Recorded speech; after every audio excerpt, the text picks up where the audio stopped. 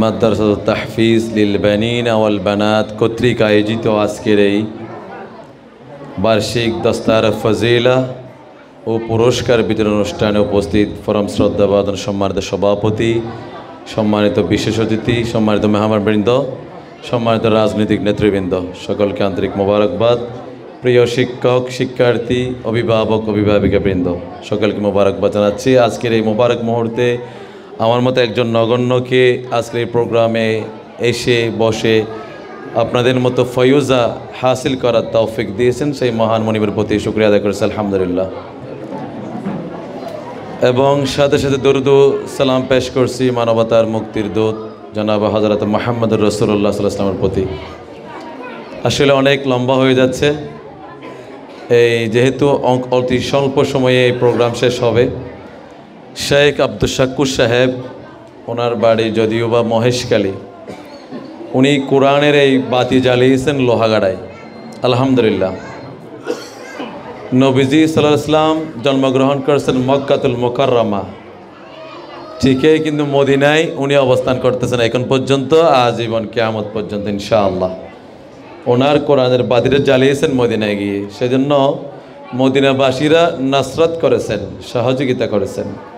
উনি হিজরত করেছেন, মদিনাবাসীরা নসরত করেছেন।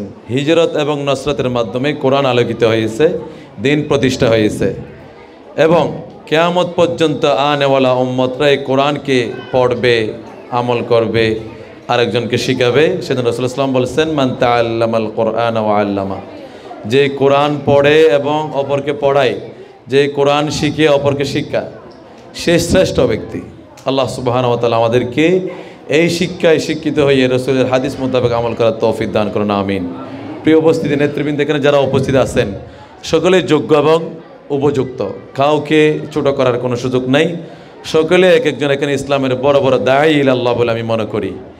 আমরা যখন 2015 সনে চট্টগ্রাম দক্ষিণ জেলায় প্রথম প্রাইভেট মাদ্রাসা করি, আল কোরআন কারীম ইনস্টিটিউট, এই ওয়াইসি, তখন ওয়াইসি এখন হালাল ডাইন, তখন মানুষরা বলে এটা খুনির জায়গা, এখানে কি কোরআন হবে, কোরআন শিক্ষা হবে, অনেক রকম এর আগে একটা প্রতিষ্ঠান হয়েছিল রওজাতুল কোরআন, এটা ওই আপনার এই কাজীপুকুর পাড়ে।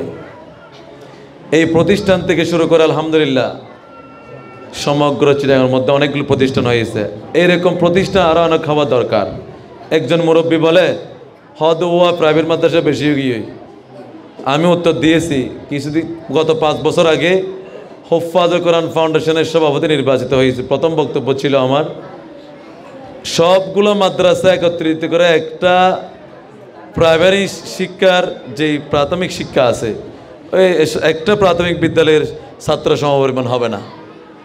আমি বলেছি ওই মুরব্বীকে, দেখেন প্রত্যেকটা বিল্ডিংয়ে কোরআন শহীদ শিক্ষার মাদ্রাসা হওয়া দরকার। কারণ আমরা সহ, আমি কোনো রাজনৈতিক নেতৃবৃন্দকে এখানে সামনে আনতেছি না, যারা দুর্যোগময় সময়ে, যারা প্রতিকূল সময়ে কোরআনকে আঁকড়ে ধরে এই পর্যন্ত এনেছে, আমি বলবো তাদেরকে সাধুবাদ দিতে চাই।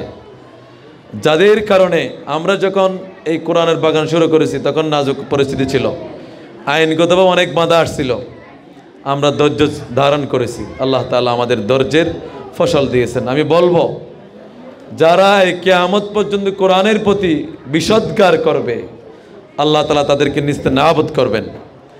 যারা ফেরাউনের উত্তরসূরি হবে, যারা আবু জেহেলের উত্তরসূরি হবে, তাদের স্থান, তাদের অবস্থান, তাদের অবস্থা তাদের মতো হবে।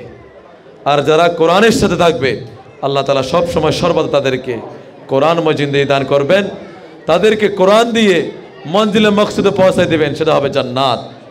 সেজন্য প্রিয় উপস্থিতি, আমরা শাকের ভাই সহ এই কোরআনের জন্য যারা কাজ করে, তারা যেন আরও সামনে অদূর ভবিষ্যতে প্রত্যেকটা বিল্ডিং নিয়ে চিন্তা ফিকির করে, প্রত্যেকটা বিল্ডিংয়ের জন্য সিহহাতুল কোরআন হয় ইনশাআল্লাহ। আমাদের উলামায়ে কেরাম এখানে যারা বসে আছেন, প্রিয় ভাই জুনায়েদ সাহেব, উনি তো আমার সাথে অনেক আগলেতে ছিলেন। 2018 সনে পবিত্র বাইতুল্লাহর ঘরে এই লোহাগাড়ার সম্মানকে উঁচু করে ধরার সুযোগ হয়েছিল। হাফেজ তারেক মনোয়ারের ওস্তাদ হিসেবে আমি সৌদি আরবে আমন্ত্রিত হয়েছিলাম। ওই তারেক মনোয়ার সাইজে ছোট ছিল, বয়সে বেশি ছিল, 13 বছর বয়স হয়েছিল। ওইখানে এখন সে টিকে গেছে, তার পাসপোর্ট অ্যাডজাস্ট হচ্ছে না জন্ম নিবন্ধনের মাধ্যমে। এই প্রিয় ভাই জনাব জুনাইদ ভাই উনি এই পাসপোর্টকে কম্প্রোমাইজ করে পাসপোর্টের সাথে অ্যাডজাস্ট করে দিয়েছিল জন্ম নিবন্ধনের সাথে। তখন আমি বলেছিলাম, জুনাইদ সাহেব, যদি এই সন্তান বিশ্বের বুকে গিয়ে যখন সমস্ত ছাত্রদের সাথে পাঞ্জা লড়বে কোরআন দিয়ে, যদি 1 নম্বর